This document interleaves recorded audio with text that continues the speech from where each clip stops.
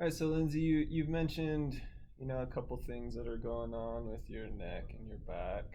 Um, you mentioned that you had that MRI that showed some degenerative disc disease, and how that's stressing you out a little bit. I did want to, I think there are a couple things that we can talk about um, as far as those issues are concerned that can really help you feel like you're in control of the situation. Um, so a couple things first, as far as your pain is concerned, um, you know, well, why do you think that we experience pain? Because something's wrong. Yeah, so pain, what happens is, our body is filled with nerves. It's like a big connection pathway all through our body, right? And um, those nerves sense things, right? Touch, temperature, and that when those sensations do damage, our brain interprets that as pain and tells us, well, your body's in danger, there's something wrong, and it like sets off this alarm system to tell you, whatever you're doing, stop doing it. So like if you step on a nail, then the first thing you do is you jump back, right? Because that information of stepping on a sharp object is going up, and your brain's saying, whoa, that's bad, you're hurting your body, step off of it. So you do, right? When we do hurt ourselves, over time, our body's able to return back to a normal level. Over time, that pain decreases as our body heals. But sometimes, with certain people, and they don't know all the reasons why, they have some ideas, but they become more sensitized to that incoming stimulus. And their body isn't able to return to that normal pain free level even after their body has healed and all those tissues have healed. So they become sensitized, and so when they receive incoming stimulus, so say you don't step on a nail, but say you step on, like, uh, marble or something like that, you know, could that hurt a little bit? Yes. But because those nerves have become oversensitized, your brain perceives it as something really, really dangerous.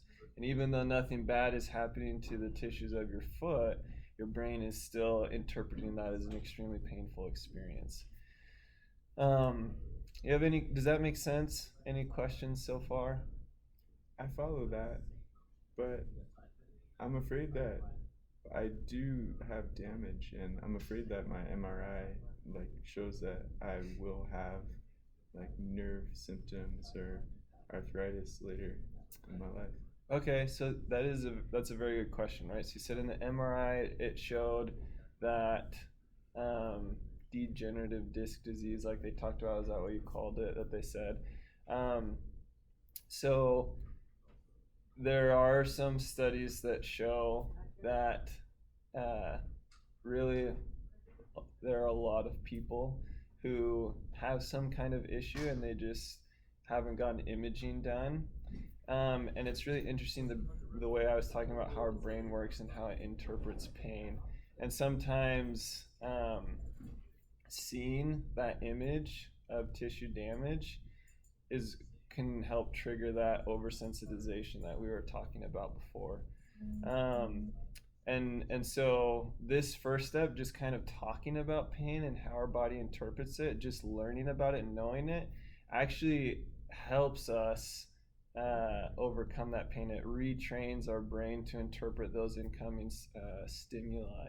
And so just talking about it now and becoming more aware can help with that pain that you're worried about. And, we can make a plan going forward of, how can we keep moving, keep retraining that interpretation and the stimulus that our brain interprets so that you can, move forward with your life in a pain-free way and not be worried about, what's going to happen.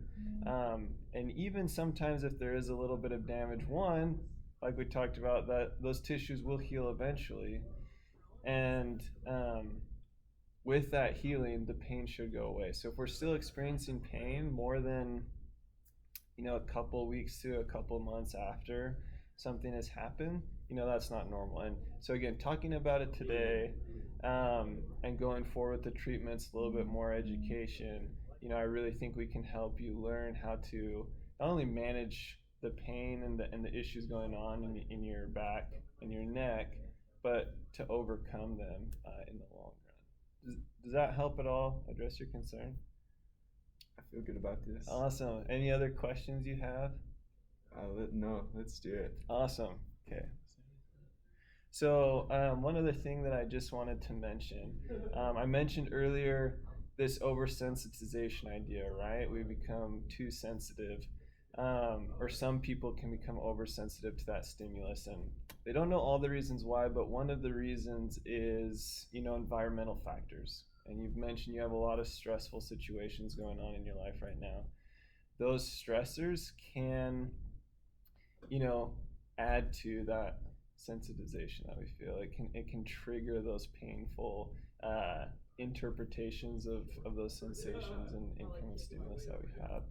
And so, it, are you seeing anyone to help with these things, or do you feel like you're in a good place with that? Are you, feel like you're addressing it well, or do you think that maybe seeing someone with that might help? Perhaps it would. Yeah. So, and again, that's totally up to you. That's your call. But helping manage those life stressors has a direct influence on our being able to overcome and manage this pain experience that you're having as well. Okay. Sound good? Okay. Awesome. Oh, shoot.